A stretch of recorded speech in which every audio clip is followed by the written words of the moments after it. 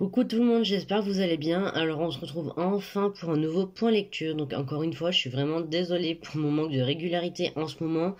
C'est juste que sincèrement, j'ai pas beaucoup de temps pour m'occuper des vidéos, mais bon, j'essaye de me rattraper quand même, comme vous pouvez le voir.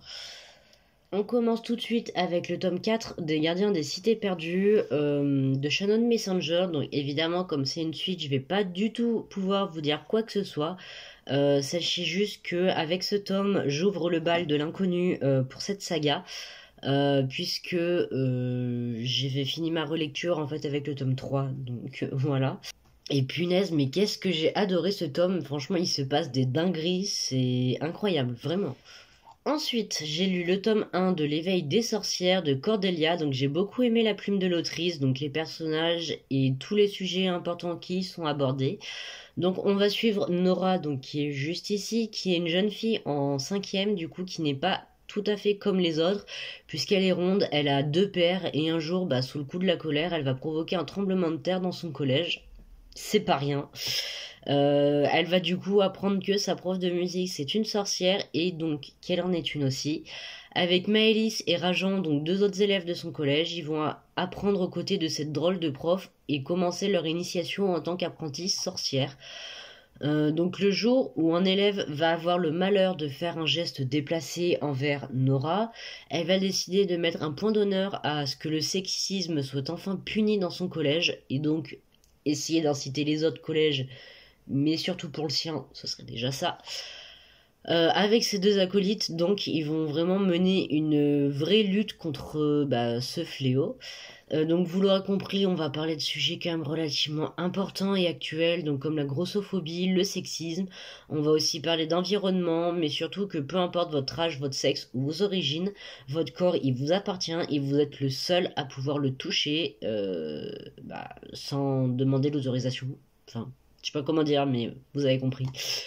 Rassurez-vous, il n'y a aucune mention de viol. Après tout, on est quand même sur un roman jeunesse, mais ça n'empêche pas d'aborder le sujet autrement. Ce que j'ai beaucoup aimé, alors évidemment, je vais pas vous montrer de très près.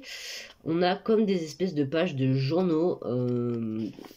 Il y a une signification particulière du coup dans le livre. Mais du coup, j'aime bien parce que ça nous sort un peu des pages de livres basiques, quoi. Donc, c'est plutôt cool. Ensuite, j'ai lu les 3 tomes des BD L de Kid Toussaint, donc que j'ai beaucoup aimé aussi. Donc, on a, attendez, est-ce que je les ai pas mises dans le bon ordre? Le tome 1, le tome 2 et le tome 3. Donc ici, donc on va suivre elle, donc qui est une collégienne qui a l'air d'être comme tout le monde et pourtant elle n'est pas une personne mais plutôt 5 dans le même corps. Donc si vous y connaissez un peu en psychologie, psychiatrie, enfin toutes ces choses-là, vous aurez compris, donc on traite ici du trouble dissociatif de l'identité, mais rien d'effrayant franchement par rapport à ce qu'on a pu voir dans d'autres œuvres, donc par rapport notamment à des tueurs en série à personnalité multiples. Là, on a honnêtement juste une collégienne un peu paumée et complètement fragile en termes d'émotions, qui se laisse complètement dépasser par les événements et qui essaye de se retrouver comme elle peut. Donc on a ici une très belle histoire d'amitié et de reconstruction de soi. Attention par contre aux personnes sensibles par rapport à certains sujets. Le livre quand même, il aborde du coup des sujets assez graves, assez sensibles, que je ne pourrais pas citer ici puisque je risque de vous spoil. Mais vous trouverez sûrement sur internet des endroits où on vous dira, où on vous donnera du coup les trigger warnings si vraiment vous êtes sensible à ce genre de choses. En tout cas, moi j'ai vraiment beaucoup aimé, donc que ce soit l'histoire, du coup, les dessins ou même juste la façon dont les sujets sont abordés. Et ce qui me fume en fait, c'est que notamment cette illustration, donc c'est la première du tome 1, hein, donc c'est pas du tout un spoil. Cette illustration, notamment, je la voyais circuler partout sur Pinterest sans savoir d'où est-ce qu'elle sortait. Et ben maintenant j'ai ma réponse. Donc vous voyez, c'est quand même vraiment plutôt coloré, plutôt mignon, tout plein et tout. Ce qui est aussi super bien fait, c'est que suivant qui est aux commandes dans son corps, du coup, comme vous le voyez, elle a une couleur de cheveux différente, qui s'accorde d'ailleurs plutôt bien avec la personnalité en question. Donc c'est vraiment super bien joué de la part de l'illustrateur de ce côté-là. Donc bravo. Ensuite, j'ai lu La vie invisible d'Adi Larue de V.I. Schwab, donc que j'ai vraiment beaucoup aimé. Donc on alterne entre présent et passé avec une ambiance vraiment particulière. Et franchement, j'ai trouvé ça vraiment super bien fait. Donc on va suivre Adeline Larue, donc une jeune femme qui est prête à tout pour empêcher son propre mariage en 1714. Sans vraiment s'en rendre compte au début, elle va littéralement pactiser avec le diable. Donc en échange de la liberté et du droit de vie éternelle, elle devient aussi insaisissable qu'un murmure ou un courant d'air, puisque personne ne peut se souvenir de son nom, son visage, de son existence en elle-même. Donc on va la suivre à travers les siècles, du coup, jusqu'en 2014, à New York, où en rentrant dans une librairie, un homme la reconnaît enfin. Est-ce que c'est un coup de chance ou un piège? À vous de le découvrir. Ensuite, j'ai lu La petite boutique au poison de Sarah Penner, donc je le tiens à une main parce que c'est un format poche, hein, rassurez-vous. C'est normal, il est tout petit, c'est un pocket, hein, c'est normal. Donc c'est un roman à deux lignes temporelles également, donc puisqu'on va suivre Nella, donc qui est une apothicaire en 1791, donc autrefois, comme sa mère, elle était guérisseuse, mais maintenant son travail est tout autre puisqu'elle vend des poisons à des femmes désespérées qui veulent se débarrasser d'hommes qui les empêchent de vivre. De nos jours, donc, on va suivre Caroline, donc qui passe son 10e anniversaire de mariage seule à Londres, encore sous le choc de l'infidélité de son mari.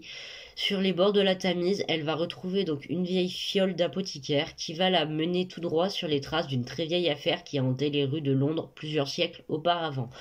Donc j'ai beaucoup aimé cette espèce de remise en question de soi, ce combat du coup des femmes d'antan pour essayer de s'émanciper par tous les moyens d'hommes qui les empêchent littéralement de vivre, hein, comme je le disais. On va vraiment mener du coup passé et présent puisque les chapitres s'alternent en fait. Donc on a vraiment du coup deux histoires un peu différentes mais en même temps qui se rejoignent du coup dans les deux temporalités. Puisque d'un côté du coup on en a une qui se bat littéralement pour les droits des femmes à sa manière évidemment, mais qui se bat quand même pour tenter d'émanciper les femmes. Et de l'autre, on a du coup pareil, Caroline du coup qui essaye de s'émanciper aussi de son mari au vu de ce qu'il lui a fait et donc qui par ce moyen-là reprend une vieille passion qu'elle avait, donc qui était du coup notamment la recherche historique, puisqu'elle voulait devenir historienne et son mari l'en a empêché. Voilà. Vraiment, j'ai beaucoup aimé cette espèce d'histoire, d'amitié, d'enquête. Enfin, c'était vraiment super agréable à lire et ça, c'est vite. Ensuite, j'ai relu le tome 1 de L'Épouvanteur de Joseph Delaney, donc que j'ai encore une fois adoré. Donc, on va suivre Thomas Ward, donc un septième fils d'un septième fils. Il a la capacité de voir et d'entendre des choses que les personnes normales seraient incapables de percevoir. Donc il va devenir l'apprenti de l'épouvanteur du comté, sachant que son maître est très exigeant. Le jeune garçon va devoir apprendre à tenir les spectres à distance, à entraver les gobelins ou encore à empêcher les sorcières de nuire. Sauf que son maître s'étant absenté quelque temps, il libère sans le vouloir une des plus puissantes sorcières du comté, et c'est là que le cauchemar va commencer pour lui. Je les ai en format poche du coup, donc sachant que moi je les avais empruntés il y a des années à la médiathèque en grand format du coup. Donc actuellement j'ai les 4 premiers tomes. Évidemment je vais acheter les tomes au fur et à mesure parce qu'il y en a énormément. Je pense qu'il faut en avoir dans le ventre, hein, pour aller jusqu'au bout. J'en ai quand même lu pas mal du tout, je crois que j'ai dû en lire 7-8, un truc comme ça. J'en ai pour un moment avant d'en être à la relecture, enfin à la découverte totale plutôt. Mais en tout cas, c'est une saga que j'aime vraiment beaucoup. Donc j'avais vu le film qui est basé dans le même univers avec mon père, pareil, à sa sortie. En vrai, franchement, le film a absolument rien à voir avec les livres. Enfin, On a aussi cette espèce de chasseur de monstres, ça s'arrête là dans mes souvenirs en fait, avec le rapport. Ça s'appelle du coup le septième fils, hein, si vous connaissez pas. Ils ont juste en gros pris cette espèce de truc du septième fils d'un septième fils qui est capable de voir des choses. Et puis c'est tout, hein. Enfin, dans mes souvenirs, après, pareil, ça fait des années que je l'ai vu, donc voilà. Euh, mais en tout cas, si vous connaissez pas, en plus c'est la bonne période, là, l'automne, pour les lire et frissonner un peu.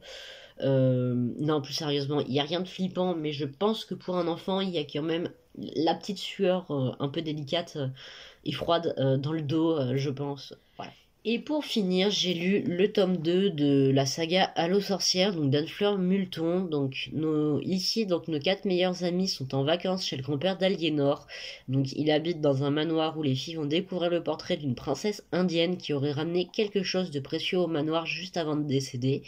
Elles vont donc décider de mener l'enquête pour découvrir ce qu'elle a laissé derrière elle. Donc dans ce tome, on va parler des premiers amours, de grossophobie et d'amour propre. Donc j'ai encore une fois vraiment beaucoup aimé et j'ai hâte de lire le tome 3.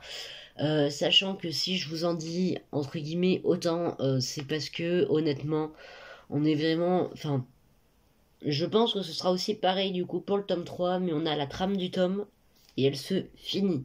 C'est-à-dire que on garde vite fait deux trois détails du tome d'avant ou du coup des tomes d'avant, je suppose pour le tome 3. Mais c'est pas en mode on a un gros enjeu qui va durer sur trois tomes. Non, non, là c'est vraiment chaque tome a sa propre histoire, donc c'est pour ça que je me permets de vous en dire autant, puisque ça ne spoil absolument rien du tome 1.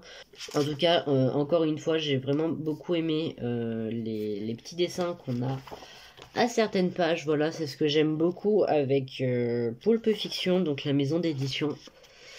Surtout que en tout cas les livres que j'ai lus de chez eux, généralement on vous mêle vraiment humour, du coup, des sujets quand même relativement importants. On a quand même très souvent du coup dans ce que j'ai lu forcément des histoires d'amitié puisque ça reste du jeunesse. Enfin voilà, moi c'est vraiment une maison d'édition que j'aime beaucoup en tout cas avec ce que j'ai lu d'eux, donc voilà.